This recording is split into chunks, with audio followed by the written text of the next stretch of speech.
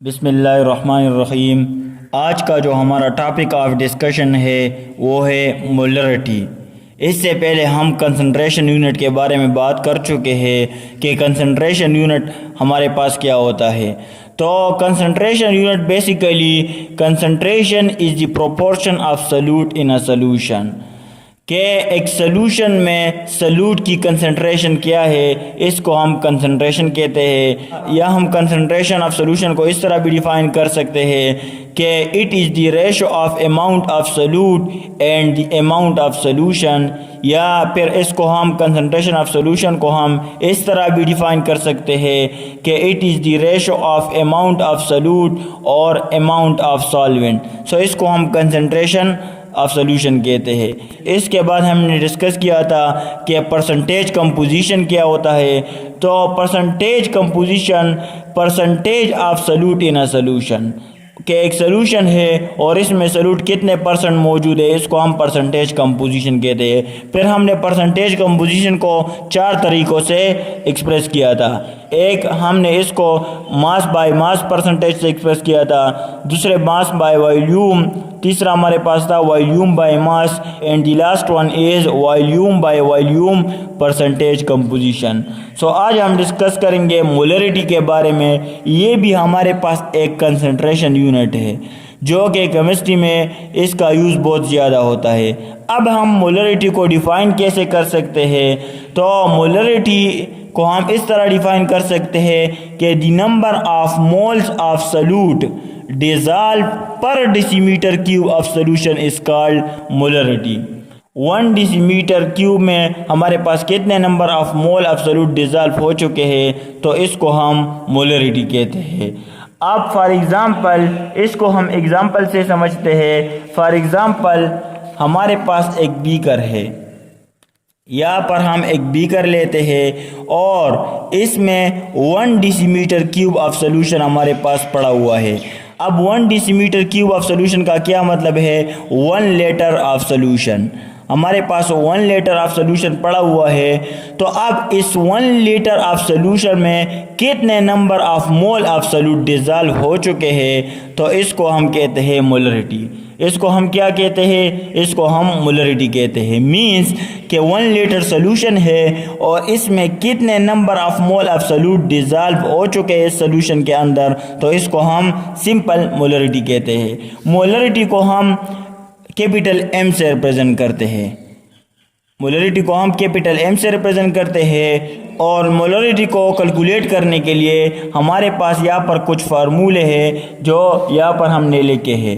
लेकिन मैं अगेन इसको डिफ़ाइन कर रहा हूँ कि 1 लीटर के अंदर हमारे पास कितने number of mole of solute dissolve हो चुके हैं, इसको हम मोलरिटी कहते हैं। फॉर एग्ज़ाम्पल आपके पास शरबत बना हुआ है एक जग में, एक जग में आपके पास शरबत बना हुआ है और वो कितना है, वो 1 लीटर आपके पास है, 1 डेसीमीटर क्यूब आपके पास बना हुआ है।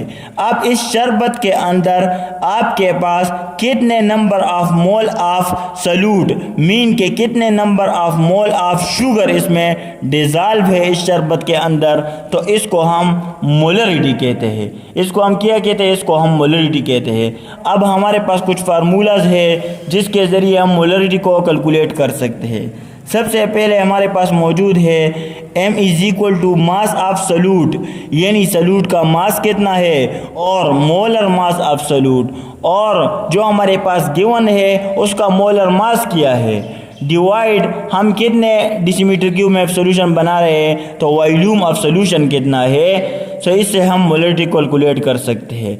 अब इस फार्मूले को हम इस तरह भी लिख सकते हैं कि M is equal to molarity is equal to number of mole divide by volume of solution. अब यहाँ पर नंबर ऑफ मोल कैसे आया है, तो mass of solute divide by molar mass of solute, ये हमारे पास इक्वल होता है नंबर ऑफ मोल्स के।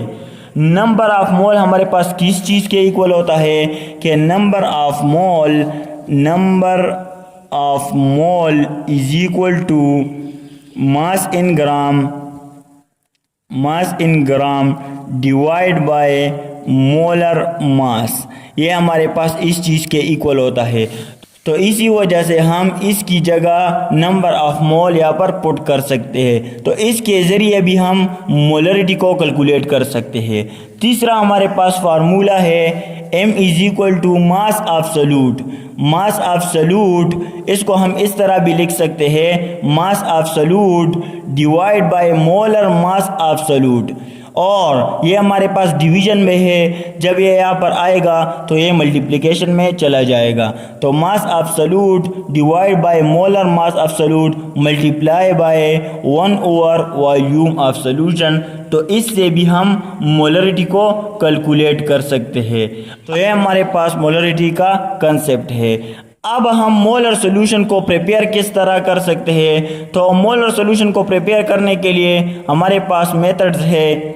फॉर एग्ज़ाम्पल हम 1 molar sodium hydroxide solution prepare करना चाहते हैं, 1 मोलर सोडियम हाइड्रोक्साइड सॉल्यूशन।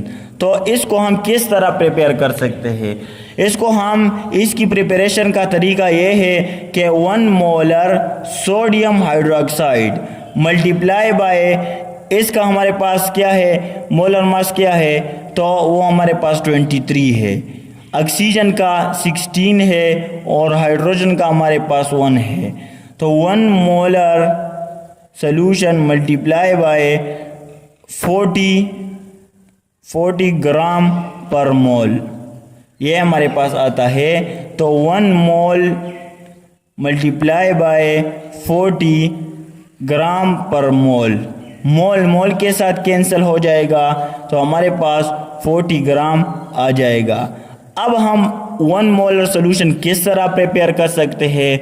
हम मेजरिंग फ्लास्क लेंगे और मेजरिंग फ्लास्क के अंदर, फॉर एग्ज़ाम्पल ये हमारे पास एक मेजरिंग फ्लास्क है, इसके अंदर हम 40 ग्राम सोडियम हाइड्रोक्साइड डालेंगे, 40 ग्राम सोडियम हाइड्रोक्साइड इसके अंदर डालेंगे। फिर इसमें हमने वाटर को ऐड करते जाना है। हमने वाटर को कब तक ऐड करना है? जब तक हमारे पास यहाँ पर जो 1 डेसीमीटर क्यूब या 1 लीटर ये कम्प्लीटली फिल नहीं हो जाता। जब तक वाटर हमारे पास इस पॉइंट तक नहीं पहुंचता तो हमने वाटर को ऐड करते जाना है। जब हमारे पास इस पॉइंट तक वाटर पहुंच जाता है तो हमारे पास ये 1 मोलर सॉल्यूशन प्रिपेयर हो जाता है सोडियम हाइड्रोक्साइड का। सो ये इसका मेथड है। So this is all about molarity and preparation of 1 molar solution of sodium hydroxide. Okay, thanks.